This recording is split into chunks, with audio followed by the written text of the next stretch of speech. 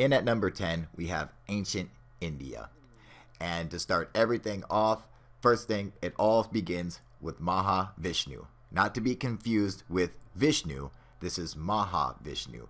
He meditated the multiverse into existence. Yes, the multiverse. He meditated, he's the godhead of the multiverse. And out of his navel grew Lord Brahma and Lord Vishnu. All right? Now, these two had been feuding for all eternity about who was the supreme deity, excluding Mahavishnu, who is in fact the godhead of the multiverse. They were arguing who is the supreme deity of this universe. And out of that argument manifested Lord Shiva. And Shiva, he basically came in and bitch slapped both of them and said, I'm the supreme deity, I'm a pillar of fire, and I'm bad as fuck, and you guys need to shut the fuck up. And one of his powers is his third eye. When he opens it, everything that he sees is destroyed. He's the god of death, the destroyer of worlds. Look at this dude. This dude's bad as fuck.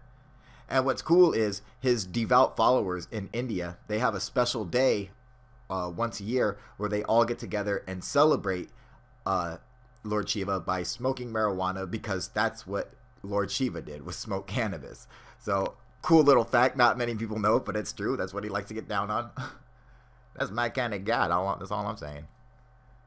Look how he's hitting that too, dude. Look at the little fist bong. That's awesome. Now, this is a Shiva Linga. All right, this is a symbol of Lord Shiva, but it also is interpreted as a symbol of all three of them, where you have Shiva, Vishnu, and Brahma.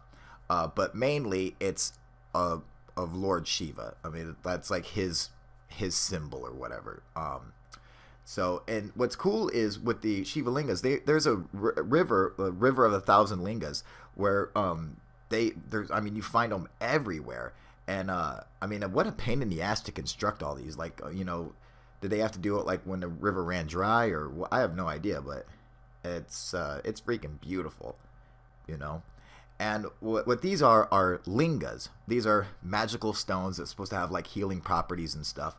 And what's cool is they're only found in the Narmada River. Only one place in the world are these stones found. And that's why they're considered so special. And yes, they are the same stones from Indiana Jones in the Temple of Doom. Ukti-dikti Kalima. Man, I used to love that movie. Oh, look at some of the size of these fucking things, man. Look at the size of that. Is that crazy or what? They all come from one river. And no one knows why they do this. Look at that motherfucker. And besides, that black ones are the most sought after of the lingas. All right, but then they also have the ice lingas in India. Look at this, dude. They all go up and they worship these giant frozen like stalactites every year or whatever that look like giant Shiva lingas. All right, number 9, we have Teotihuacan, the city of the gods. Now this place is really cool, and some interesting facts is they found some tunnels underneath the feathered serpent. And when digging underneath, Dr. Sergio Gomez found a couple different items. And one thing that he found was mercury, all right, and these golden spheres, these guys right here. Now, when I look at those, I'm like, those aren't golden spheres. I'd be willing to bet money that those are pieces of sulfur. I mean, it looks exactly like it.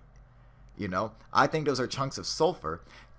And what's interesting about that is that it's a mix of sulfur and mercury running underneath the pyramid. But this isn't the only place that this has occurred. This has also occurred in China, in their pyramids, which they claim are not pyramids, but it's blatantly obvious that they are. But under their pyramids, they have mercury and sulfur. And that last picture with the guy touching the mercury, that's not mercury, it's gallium, but don't ever touch mercury or gallium anyway. It's probably bad for you, even though gallium's not. Now, this is one of their things that they say is not a pyramid. Fuck you, that's a total pyramid. Give me a break, China. They just don't want to admit that they made pyramids for some reason. Anyway, the pyramid where their emperor has the terracotta army, all right? Underneath this pyramid, where his tomb is, there is a river of mercury and a bunch of sulfur. And I found out that, like, alchemist beliefs back in the day was a mix between mercury, sulfur, and salt made up people. Number 8, we have basically Peru. Machu Picchu, Ollantaytambo, Sacsayhuaman. This whole place, incredible. I love something. The architecture here is just completely fascinating, especially when you are able to build that high up. Now, Pachacutec, their leader of the Inca, he and their people never claimed to be the builders of Ollantaytambo or Machu Picchu or anything. They straight up said that they found it, okay? To put that in perspective, that would be like an archaeologist coming to your house or to your apartment and saying, wow, this is a beautiful apartment. Oh, man, so you built this? And you're like, no, I just moved in here. And the archaeologist is like, no, you built it. No, for real, dude. I literally just moved in here. Shut up. No, you didn't, you stupid Incan. You fucking built this thing. That's what it's like, because they're like, we straight up didn't build it. We found it like this. Why aren't you listening, fucking white devil? Jesus Christ. This is the gateway of the sun.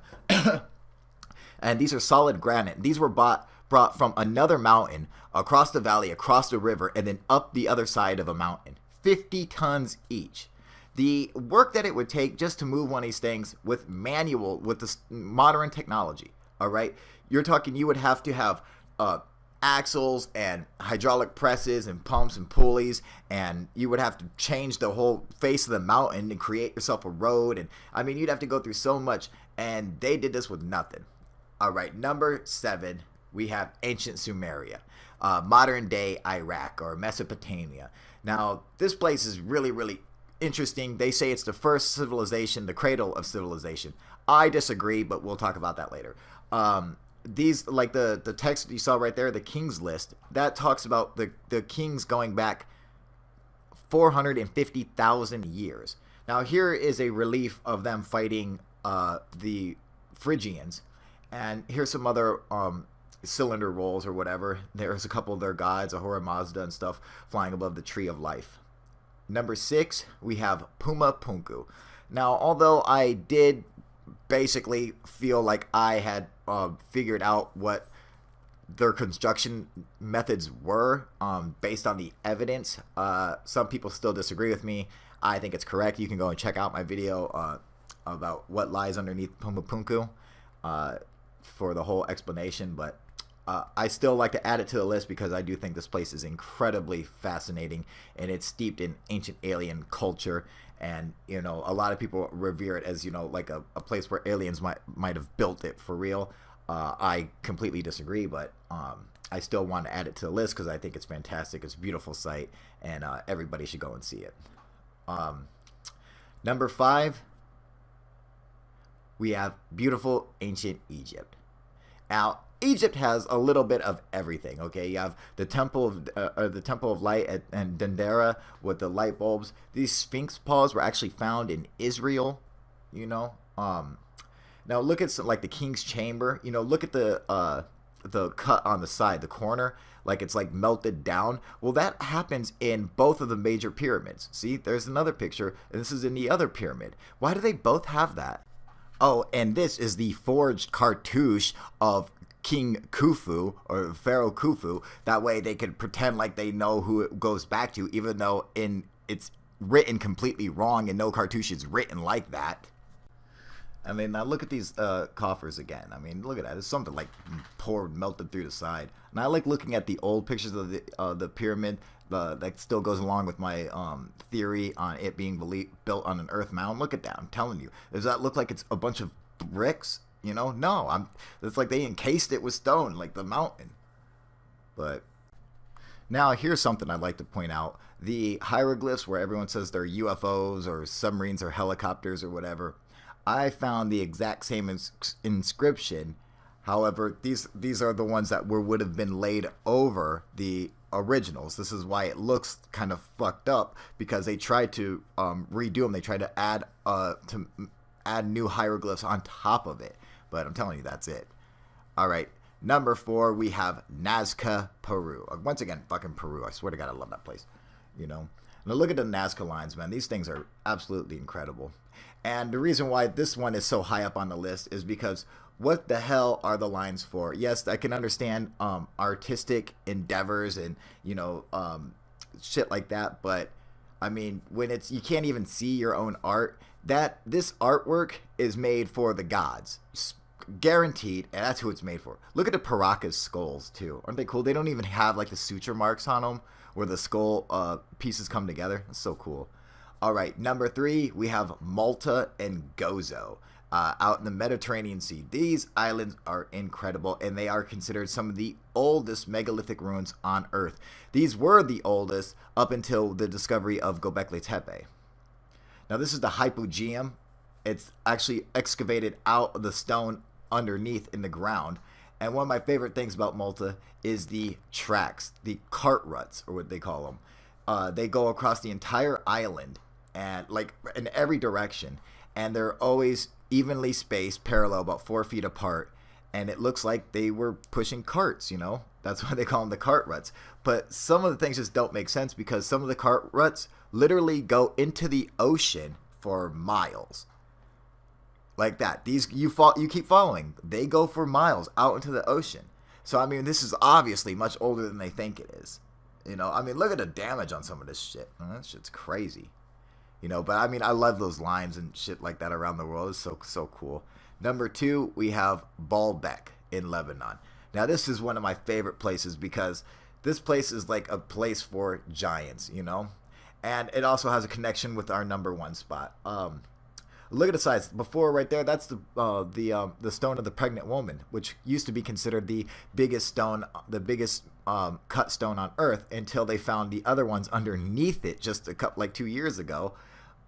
They're like, holy shit, those ones are even bigger. Look at the size of this place, man. I mean, that's insane. Look at that. Come on, that's fucking insanity. Who needs that? That's a Temple of Barakas, man. That place is so cool looking. And some of the places in Baalbek still have their ceiling. It's really neat looking. And then it comes down to number 1, which, of course, if you know me, you'll know that it's Turkey. That's right, motherfucking Turkey. Now, a lot of my subscribers are going to know that I am obsessed with Turkey. I believe it to be the birthplace of civilization and not Sumeria, but we can get into all that stuff in a whole other video, so I'm not going to show any clips for Turkey or discuss anything about it because I feel that it's earned its own episode, and so I'm going to be putting that out next because this place just has too much cool stuff, and I think the world needs to see it, and we need to understand how much evidence proves that that's where the first civilization came from. So it will get its own video. So that is your top 10 list, you guys.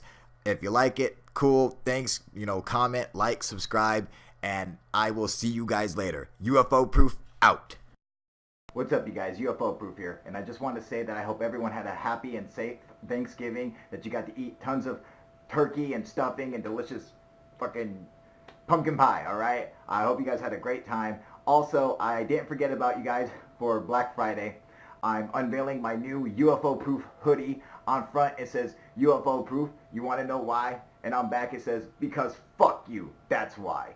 So I'm unveiling that hoodie. It's just out, and I'm not making any profit off of it, so you're just paying for the material. So go there and order it. This is the cheapest you're going to get it. The sale is going on for the next 5 days, so make sure you go there and check it out. I'll put a link in the description below so you guys can go and get yourself a kick-ass UFO Proof hoodie so you can do some UFO hunting in the wintertime. It's going to fucking rock. Also, go and check out my website at ufoproof.tk. Sign up, become a member, because I'm going to be doing live chats from there, and I will be doing live chats tomorrow. So I want everyone to come and join me on my website. You can go, once you sign up, become a member, go to the tiny chat room and log in, and we're good to go. As long as you got a camera or a mic, you can talk, or you can just text if you want to, all right? So come and check it out, hang out with us, tell us UFO stories, and let's all have a good time, you guys. All right, UFO Proof out. What's up, you guys? UFO Proof here, and I just want to say that I hope everyone had a